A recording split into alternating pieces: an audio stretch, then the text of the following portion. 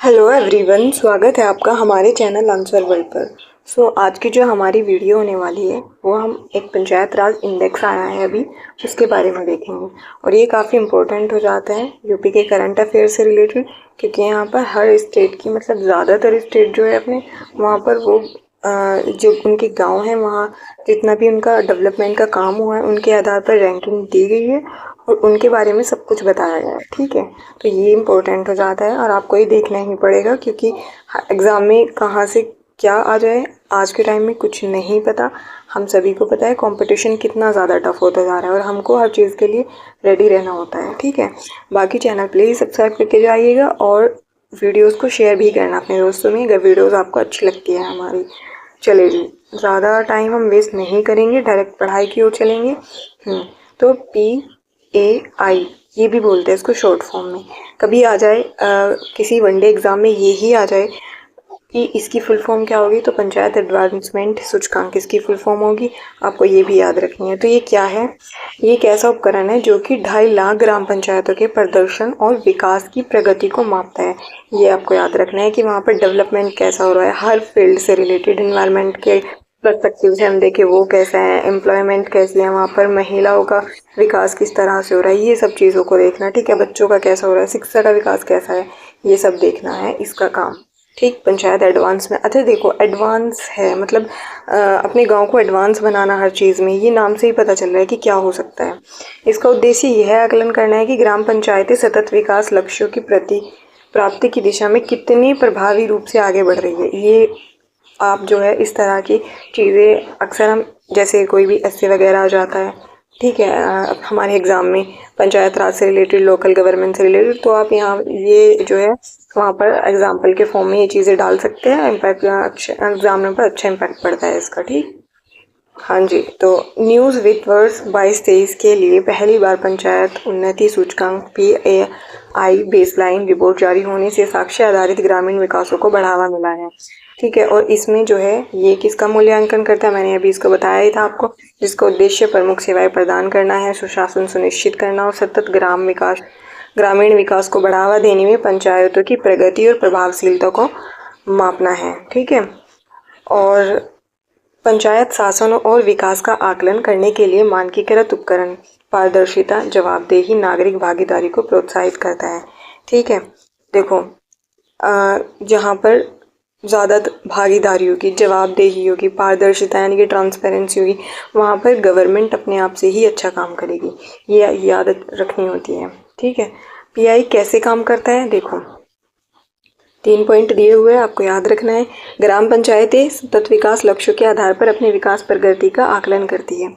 पंचायतें जो है ब्लॉक लेवल पर, जिला और राज्य स्तर पर अन्य ग्राम पंचायतों से अपने प्रदर्शन की तुलना कर सकती है।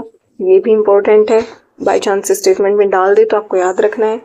नेक्स्ट है ये है स्थानीय विकास के लिए साक्ष्य आधारित योजनाएं बनाने में सहयोग करती है, जिससे कि पंचायतें अधिक प्रभावी निर्णय ले सके। ठीक है, और इसके अलावा इन्होंने जो है SDG विषयों पर पंचायतों के प्रदर्शन को ट्रैक करता है। ये जो अपना PAI है, और कौन कितने हैं, वो 9 है।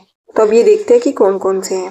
पहला है पंचायत में गरीबी मुक्त और बेहतर आजीविका, स्वास्थ्य पंचायत, बाल अनुकूल पंचायत, जल प्रचुर पंचायत, स्वच्छ एवं हरित पंचायत, आत्मनिर्भर बुनियादी ढांचा पंचायत, सामाजिक रूप से न्याय संगत और सामाजिक रूप से सुरक्षित पंचायत, सुशासन पंचायत, महिला हितैषी पंचायत। तो ये इसके 9 एरिया है जहाँ पर ये जो है अपना प्रदर्शन दिखाता है, अपनी जो रैंकिंग वगैरह देता है उसके अकॉर्डिंग कि यहाँ पर विकास अच्छा हो रहा है या नहीं। ये सारी चीज़ें, ये क्राइटेरिया, ये आपको याद रखना है।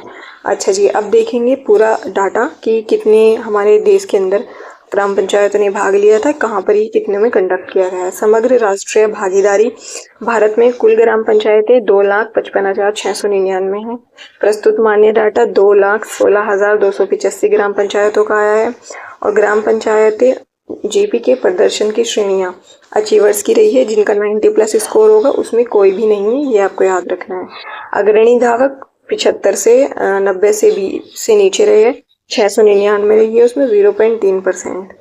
फिर आ जाता है आपका प्रदर्शन करता है, यानी कि जो परफॉर्मर होते हैं, ठीक है, उनकी है 60 से 70 75 से जो नीचे वाले स्कोर जिन्होंने किया है वो 35.8% रही है प्रदर्शनकर्ता में और 77,298 आपकी ग्राम पंचायतें थी।